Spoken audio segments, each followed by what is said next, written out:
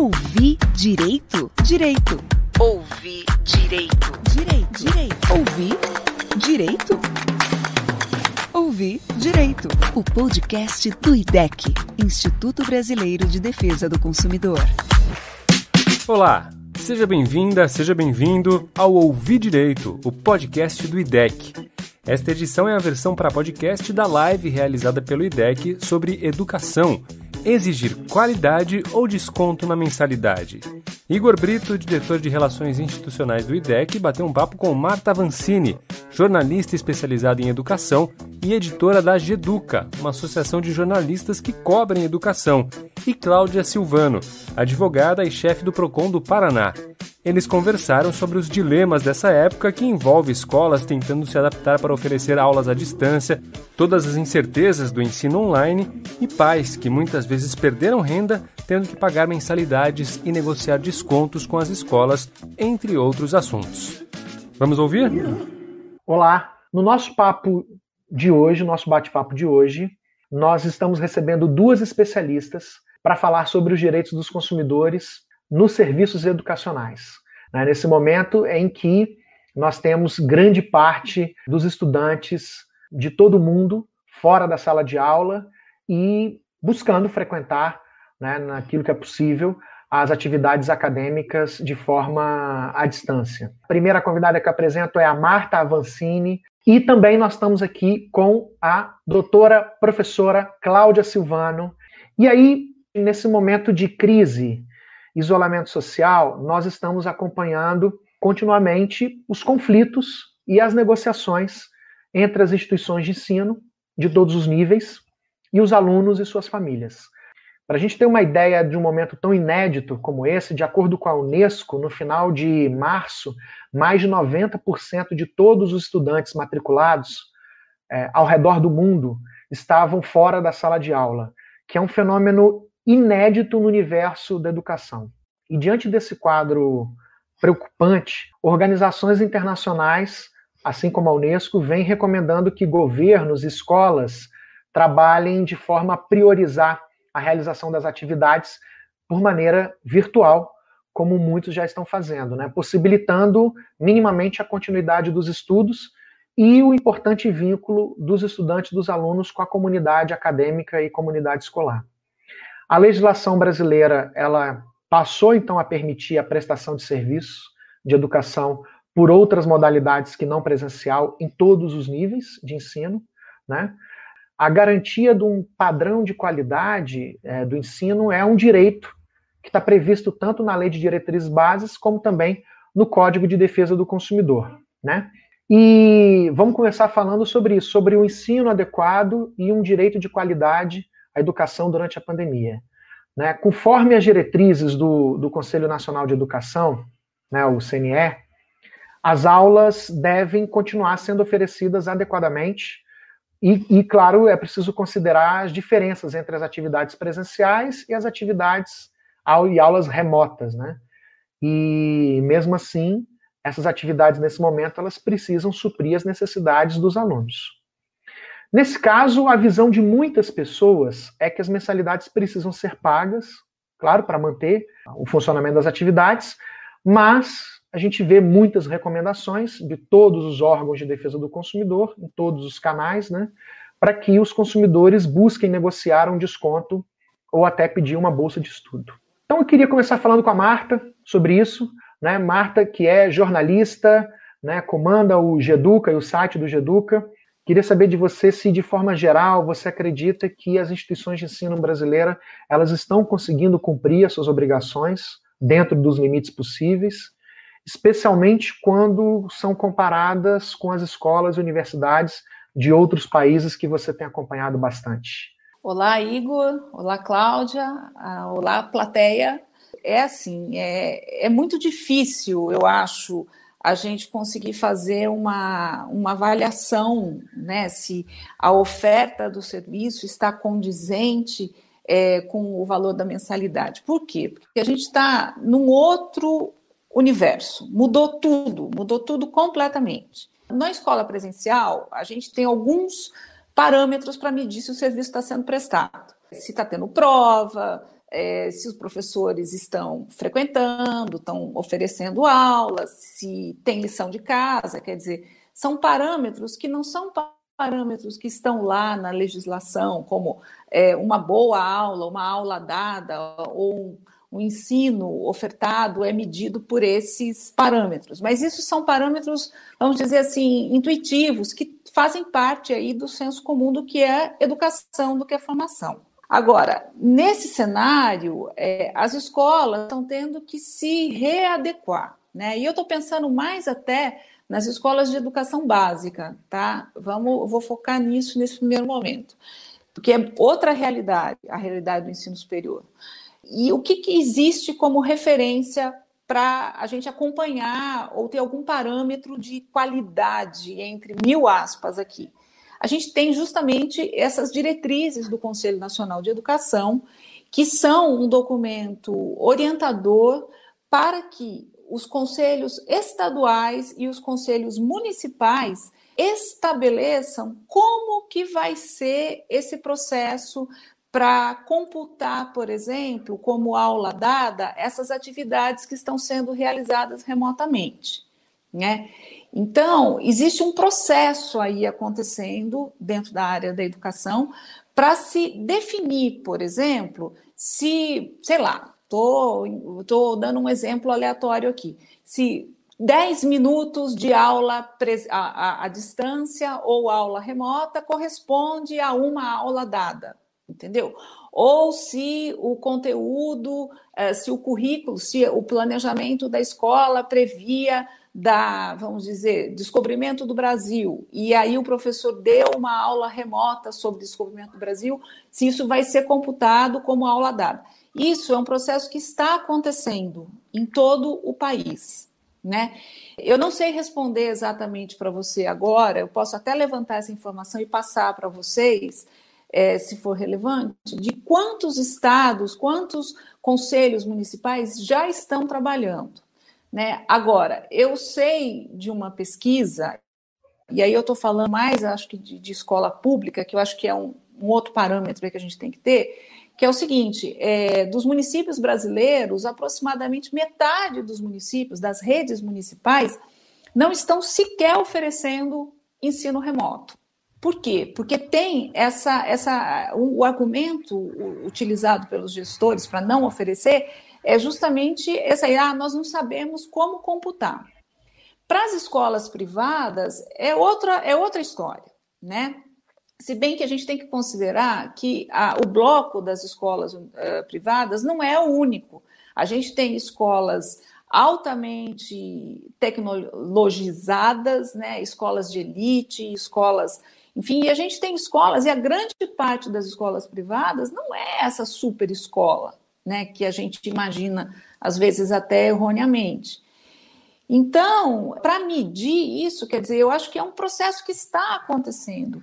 E tanto as famílias, quanto as escolas, quanto os gestores públicos e os conselheiros, enfim, está todo mundo trabalhando para definir esses parâmetros e esses procedimentos. Um parâmetro que vem sendo adotado para a gente dizer se está sendo dado ou não é a Base Nacional Comum Curricular, né? A base, ela é um documento que serve de orientação para as redes de ensino, para as escolas, terem um parâmetro do que o currículo tem que cobrir para que as crianças, os alunos, cheguem a determinadas habilidades no final do ano. Então, um parâmetro que a gente tem de qualidade seria a base, né? E que é o que muita gente está adotando aí como referência para produzir material, aula, etc. e tal. Mas eu vou parar por aqui porque eu quero ouvir a Cláudia.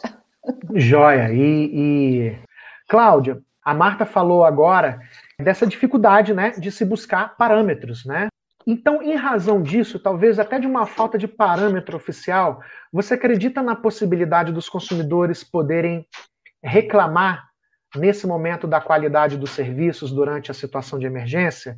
E eu pergunto disso com base até no que a Marta falou, há uma disparidade muito grande entre as diversas escolas, escolas e faculdades que estão tendo um desempenho maravilhoso, né? Mas outras escolas e faculdades que talvez talvez tenham abandonado aí as famílias e os alunos, né? Em razão dessas diferenças locais, regionais e também das diferenças de cada esforço de cada empresa, você acredita na possibilidade das pessoas, das famílias, estudantes poderem discutir a qualidade dos serviços durante esse período de emergência? E te pergunto se os consumidores têm procurado os PROCONs para poder questionar a forma que as escolas e as faculdades estão ministrando as aulas nesse momento. Bom, primeiro quero agradecer a oportunidade de conversar com vocês aqui, com o IDEC, com a Marta, com o pessoal que está nos ouvindo. Esse tema é um tema super palpitante, é um tema do nosso dia a dia, e assim, só para você ter uma ideia, Igor, dos questionamentos em termos de quantidade, né, mais formulados, sem dúvida nenhuma, a questão da mensalidade escolar é o tema que tem nos chegado com mais frequência, né. Ele se tornou tão volumoso, a gente fez uma espécie de um FAQ no site do PROCON, né, com as orientações que nós estamos dando e qual o endereçamento que o consumidor deve dar se não houver, enfim, atendimento por parte das empresas, né.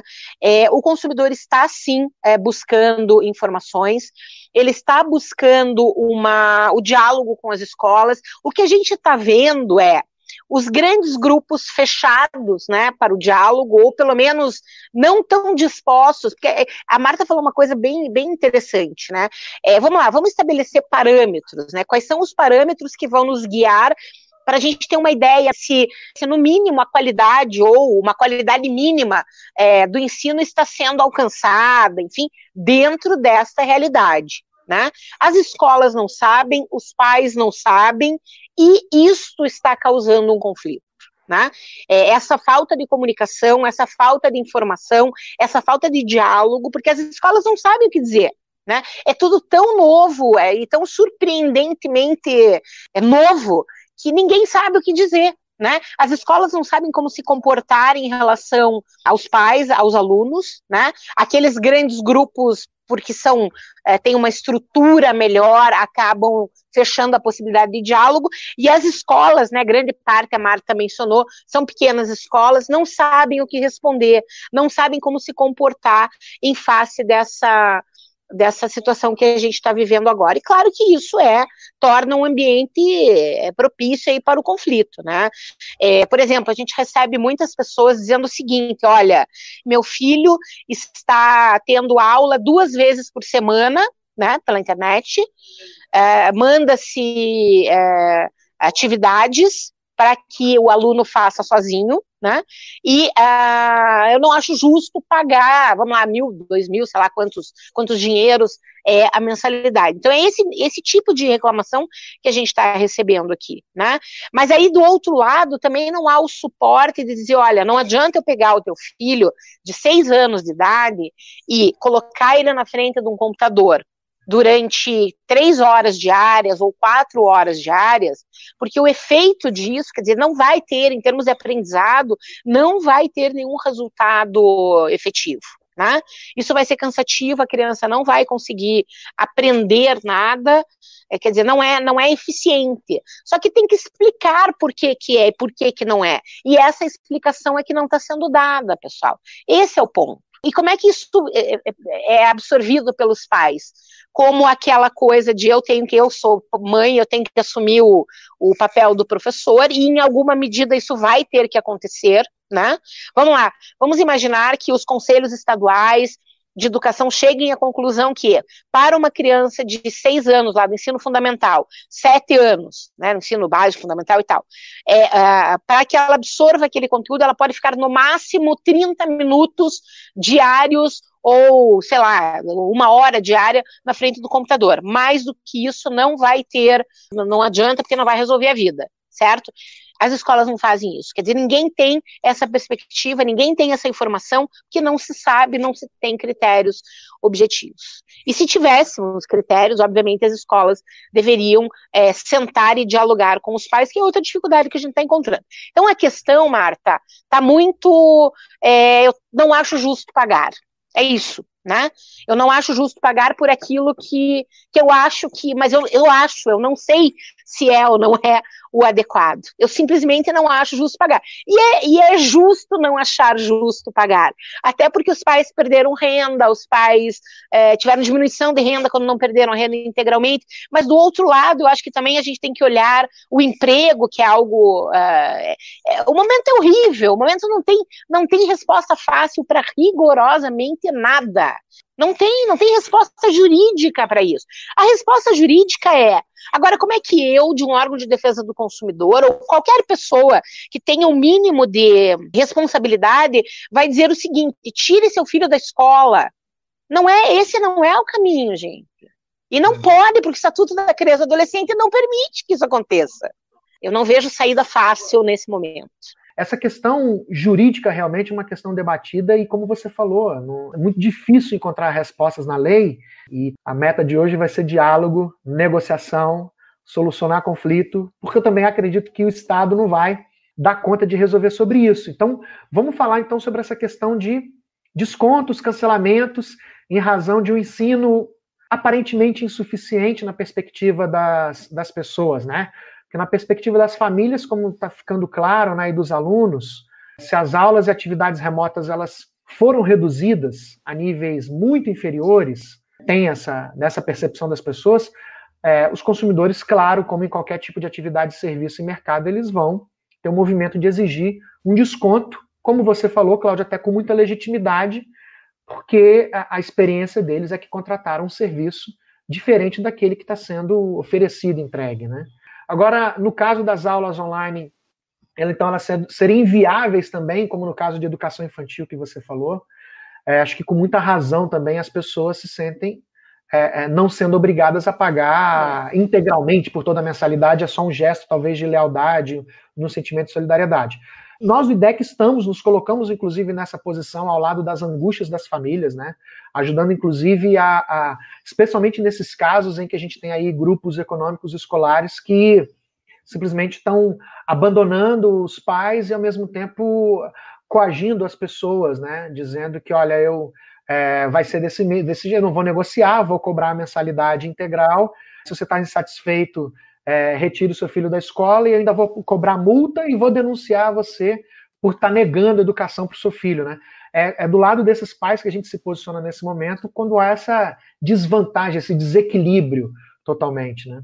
E aí, em razão disso, eu queria, Marta, devolver para você para te perguntar o seguinte: você acha possível, então, falar entre um equilíbrio entre os valores que são cobrados pelas instituições de ensino e o nível do serviço que é prestado, seja durante a pandemia? Às vezes essa é uma pergunta que é aplicável até fora da pandemia, né? Se é possível mensurar, né? Se a educação tem esse valor, né? Eu acho assim, eu estou ouvindo vocês e é muito interessante, porque vocês falam de uma perspectiva que é bastante diferente da perspectiva da qual eu estou acostumada a falar sobre escola privada, escola pública, educação. E aí eu queria puxar aí uma pergunta que pipocou aqui na tela. Eu só peguei o primeiro nome da pessoa, é Laurileide, que ela começa perguntando assim: o que é escola?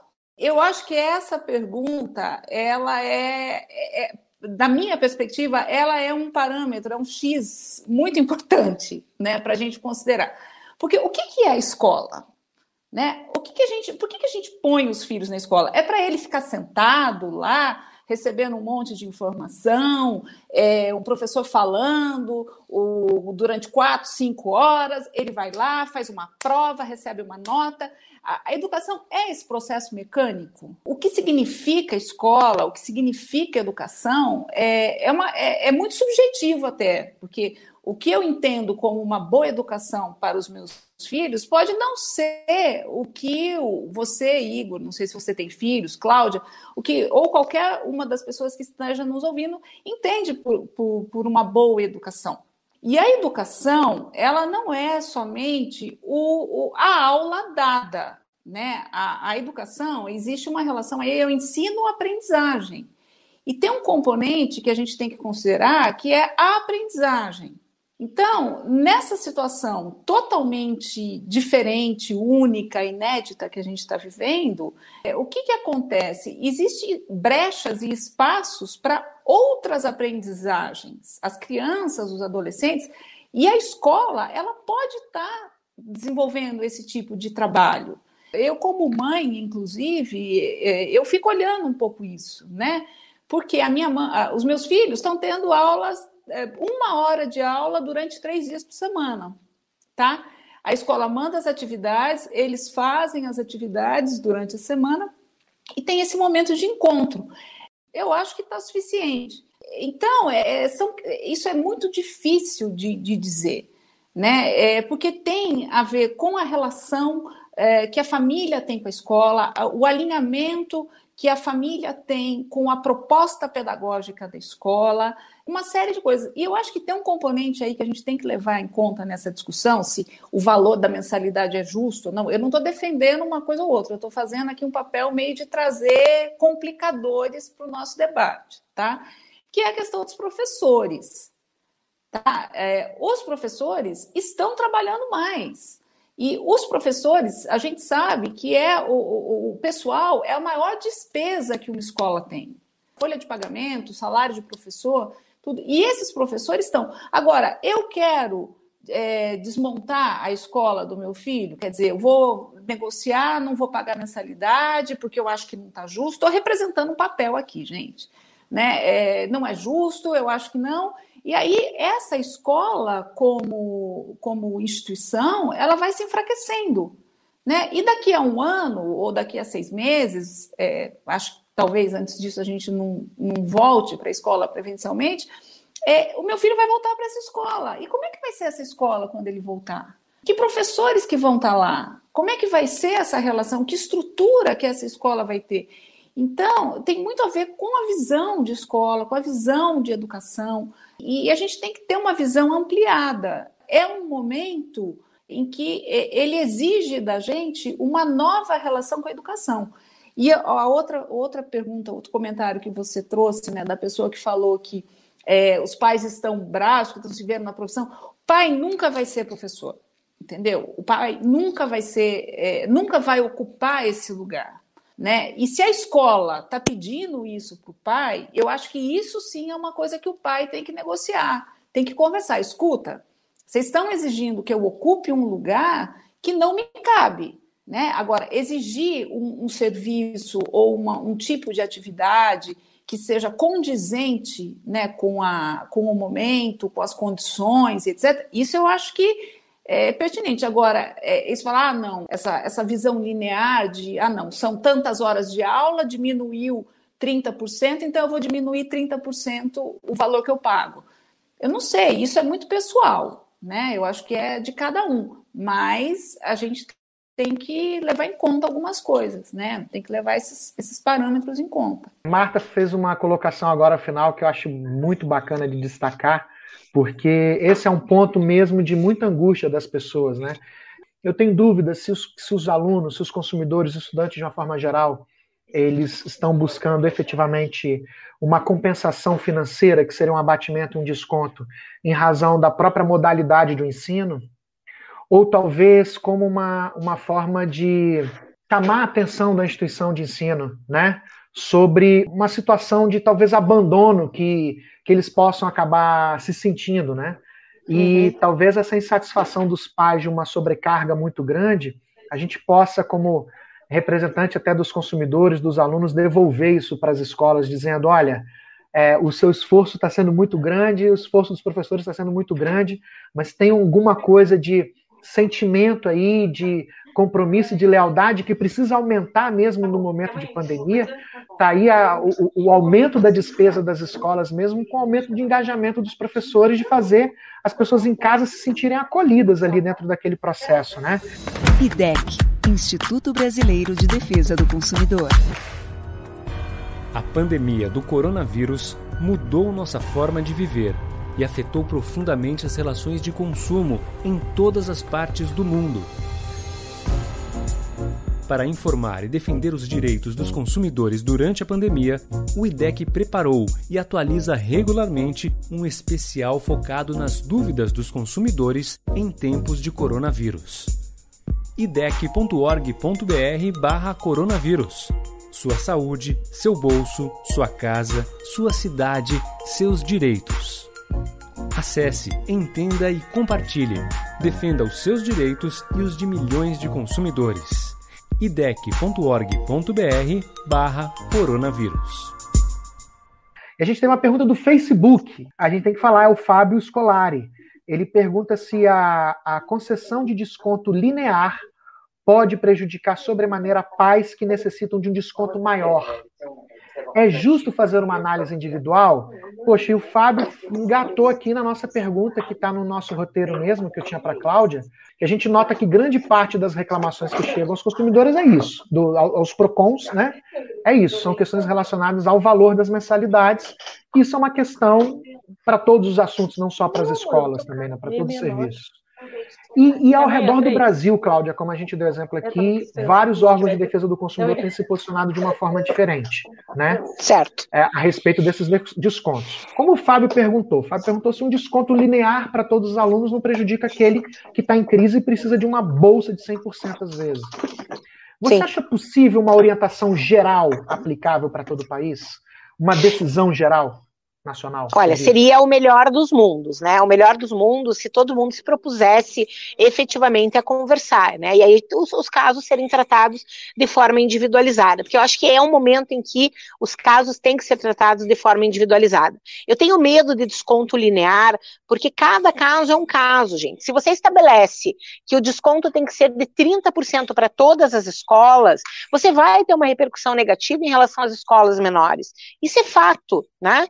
Isso é fato, quer dizer, não é possível ter um desconto, tem que ser 30, tem que ser 10, tem que ser 40, tem que ser 50, tem que ser, sei lá, X%, né? Então eu fico com muito medo de desconto linear. O que tem que haver, e como não está havendo, quer dizer, a gente está descambando aí, ou para a via legislativa ou para a via judicial, é que as escolas não estão se propondo a nada, né? A nada. E aí, outro dia, eu estava batendo a minha cabeça aqui, Marta do céu, louca, e não chegava, eu não fechava meu raciocínio. Vamos lá. Pode acontecer de uma escola, de fato, não ter tido nenhuma diminuição nos seus custos? Pode, Igor, isso é fato, tá? Isso é um fato. Olha, eu tive que treinar os professores, e eu sou professora universitária, eu tenho facilidade com essas ferramentas, mas eu vejo alguns colegas com muita dificuldade. Ou seja, a faculdade teve que se empenhar muito para treinar essa galera para poder dar aula para essas pessoas. Então, você pode encontrar escola que não tenha, de fato, nenhum custo variável diminuído? Pode, né? Como é que essa escola vai dar desconto? Mas espera aí, o pai também teve a sua renda perdida, a sua renda diminuída. E o meu raciocínio não fechava. Aí converso com Patrícia do Nudecom. E aí, assim, ela me deu uma luz. Falou assim, olha, Cláudia, minimamente tem que ter... Nudecom é o Núcleo de Defesa do Consumidor da Defensoria Pública do Rio de Janeiro. Aí a Paty falou assim para mim, olha, eu vou te dar um exemplo de um caso que aconteceu há X anos atrás. Se a escola não teve seu custo diminuído, o que ela tem que fazer é, de alguma maneira, abrir mão do seu lucro, né? Porque não adianta você ter solidariedade desse lado, que somos nós, consumidores, Marta, e os pais, e, enfim, os alunos, né? Que estão, de alguma maneira, segurando a onda e assistindo lá as 2 aulas. Você disse que para os seus filhos você acha que é suficiente e tal, mas porque você está nesse meio e você tem clareza do que é o suficiente. Né? Agora a escola tem que pegar aquele pai lá que é absolutamente leigo, tem que botar esse cara numa sala virtual e dizer assim, olha aqui, ó, pai, vamos lá, é suficiente? A gente consegue passar o conteúdo 3 vezes por semana, 2 horas? Consegue. O teu filho vai aprender? Vai. Você vai precisar em algum momento ajudar ele, que daí eu fico imaginando, Igor, eu não tenho filhos, tá? Mas eu fico imaginando, por exemplo, Marta, teu filhinho chega lá e fala, mãe, como que faz regra de 3? Daí o pai diz, meu Deus, eu não tenho a menor ideia como é que faz regra de 3. O que é equação da reta, ou sei lá que seja? E aí o pai vai se ver às voltas como um inferno, porque ele não tem condição de ajudar. E a escola tem que dar esse suporte para os pais, né? E como isso não está acontecendo, Igor, a gente está indo para o legislativo aí, em vários estados, aprovação de leis, instituindo aí descontos lineares, o que eu acho extremamente perigoso, né? Porque você cria aí sim uma situação de injustiça. Porque, vou te falar uma coisa, tá? Tem pais que não perderam a sua renda. E eles podem continuar pagando a mensalidade de forma integral. Funcionário público é um exemplo disso. Não tiveram a sua renda diminuída. É justo que ele pague a mensalidade integral? É. Para que as escolas consigam negociar, tenham mais flexibilidade para negociar com aquele pai que perdeu o emprego, com aquele pai que é autônomo. Então, eu acho que é importante que a gente defenda isso, né? Tanto a via legislativa quanto a via judicial não vão trazer respostas imediatas. E não vão trazer respostas justas, penso eu. Posso estar errada, mas eu acho que não é o melhor caminho, né? O embate não é o melhor caminho, na minha visão. E eu pergunto, Igor, vamos lá, se todo mundo for para o ensino público, não tem escola pública que suporte, né, absorver esses alunos que estão saindo da rede privada. Esse é um outro ponto que a gente tem que pensar também. Para onde que esses alunos vão? Tudo bem, rescinde o contrato, ok, está lá com uma declaração de matrícula na outra escola, mas não suporta. Então é um outro desafio.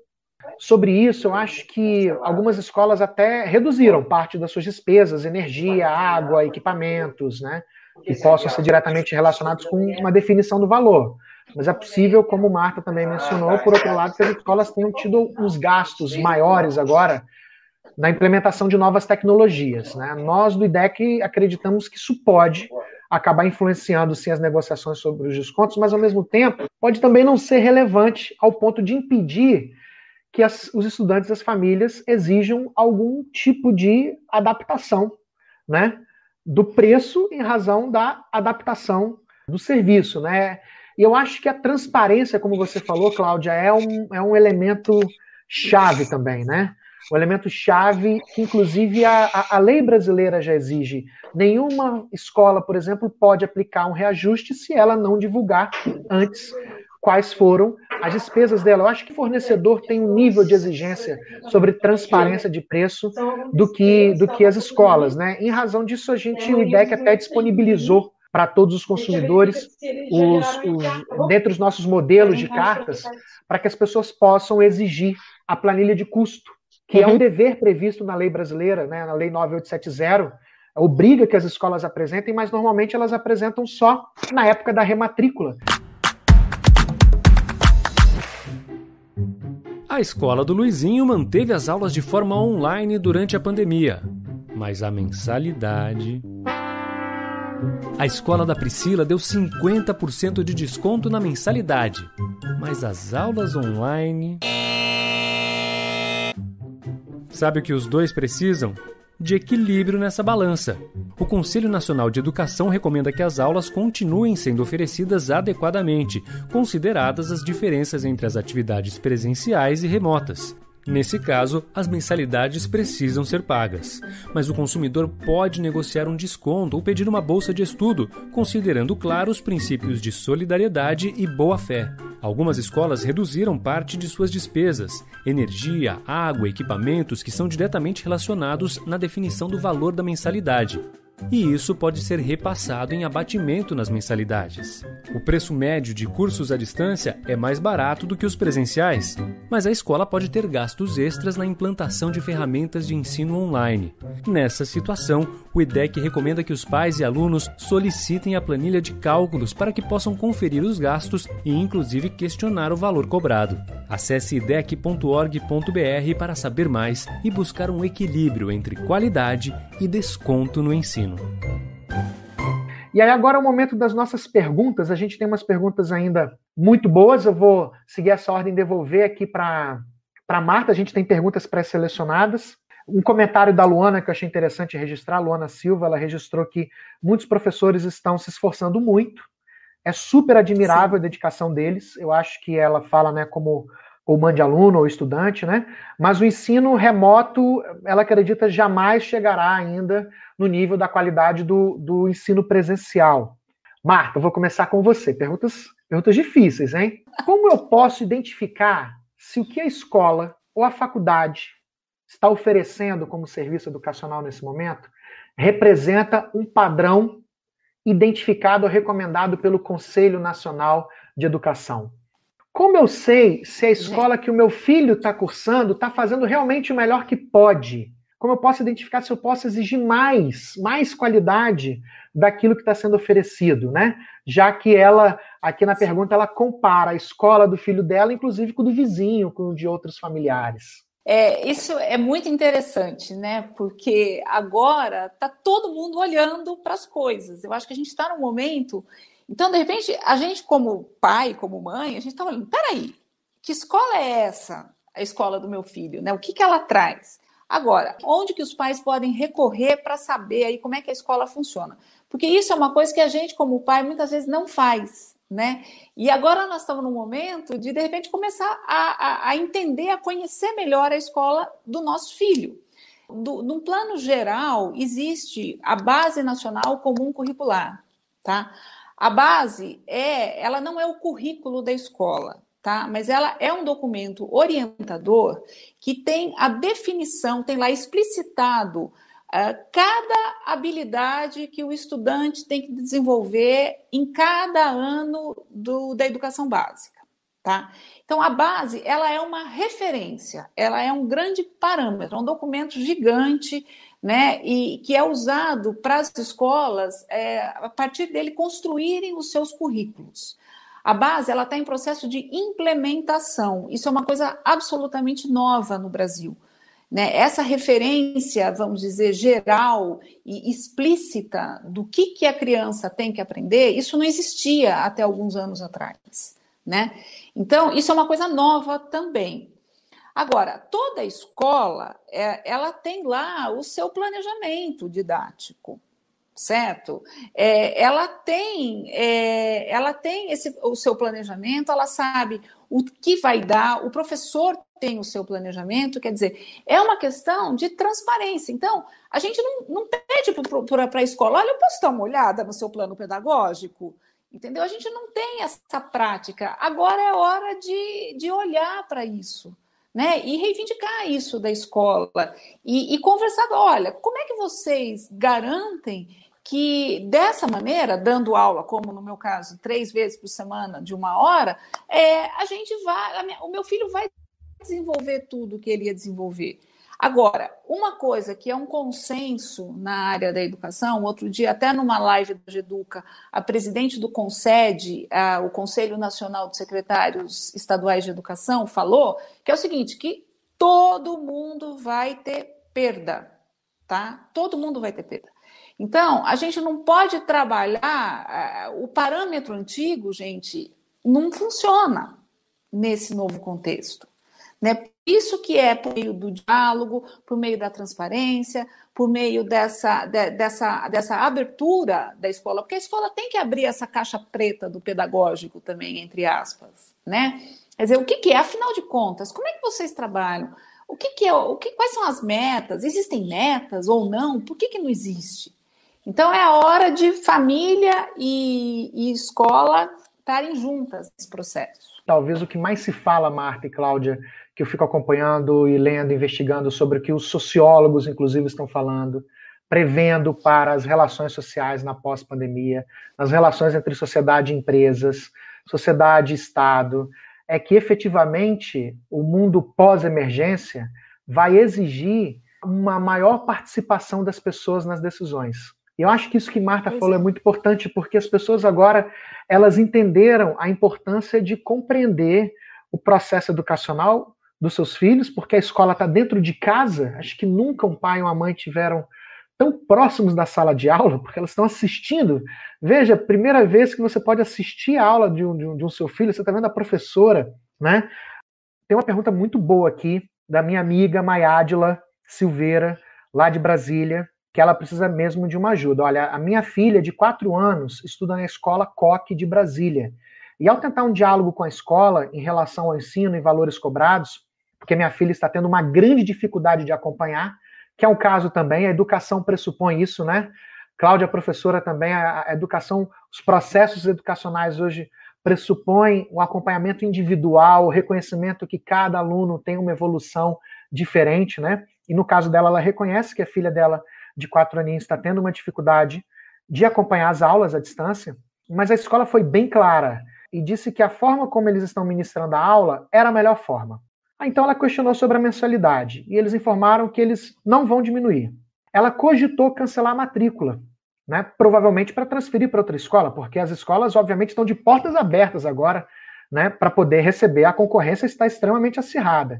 Então ela cogitou cancelar a matrícula, informaram que ao fazer isso, ela pagaria uma multa referente ao cancelamento e, inclusive, em cima dos outros meses que ainda estão por vir. O que ela faz? Esse tipo de posicionamento vai de encontro, né, com a posição da maioria dos PROCONs, que não pode ser cobrada multa e tem base legal, né, e que protege o consumidor nesse sentido, ou seja, o consumidor pode resolver o contrato sem o pagamento de multa.